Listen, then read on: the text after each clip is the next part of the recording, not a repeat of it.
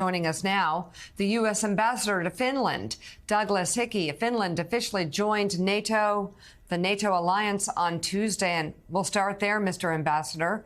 What does membership in NATO mean, not only for Finland, but for the world? Well, it's an historic day for Finland, for Europe, and for the world. It's very significant.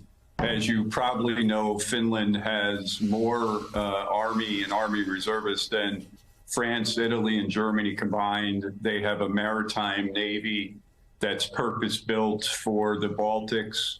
And they have an Air Force now with the F-35 contract that they did with the United States that will make them one of the most advanced in Europe. So I think it's critically important from a defense perspective, not just for Finland, but for all NATO members. Mr. Ambassador, tell us about public opinion in Finland around this issue, because you've just had, as they were joining government, they also had NATO. They also had a change of government following the election there.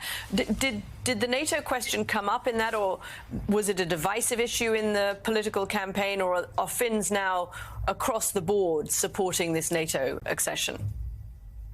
Well, it's been an amazing road when you think about it, because this is the fastest accession in modern history.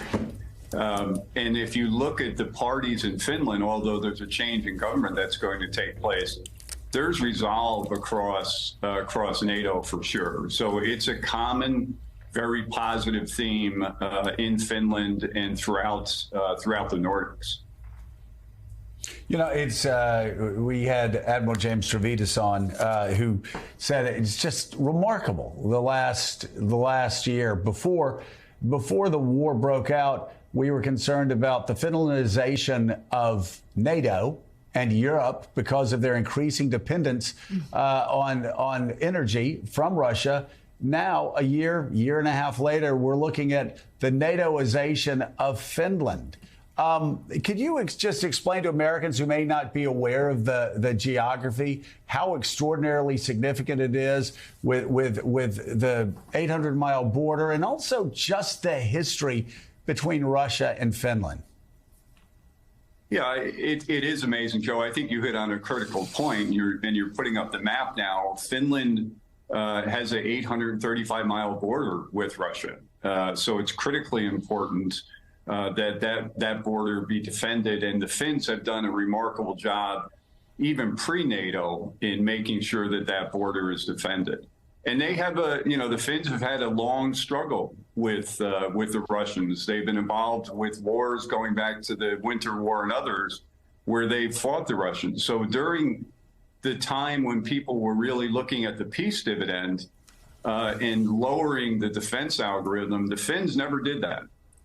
And you can see that now with the way that they built their army, their navy, and their air force. They're prepared, and their defense is part of what everybody thinks about in their society. It's just part of the social fabric.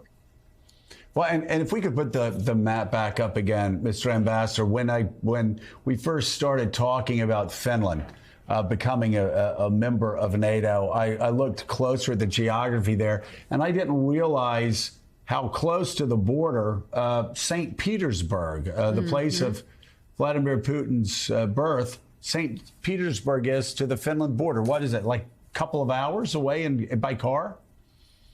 Yeah, and there used to be train service from St. Petersburg to Helsinki on a very, very routine basis. So, many Russians would visit Finland, and Finns would visit Russia. It's clearly close proximity. And then, the other point when you're looking at the map is you see Sweden on the border as well. So we're all excited about Finland being part of NATO. There's more work that needs to be done. So the 31st entrant being Finland, we need to continue to drive that Sweden gets into NATO as soon as possible as well. So it's really critical. Yes. U.S. Ambassador to Finland, Douglas Hickey, thank you very much for being on the show this morning. We appreciate it. Thank you, sir. Thank you.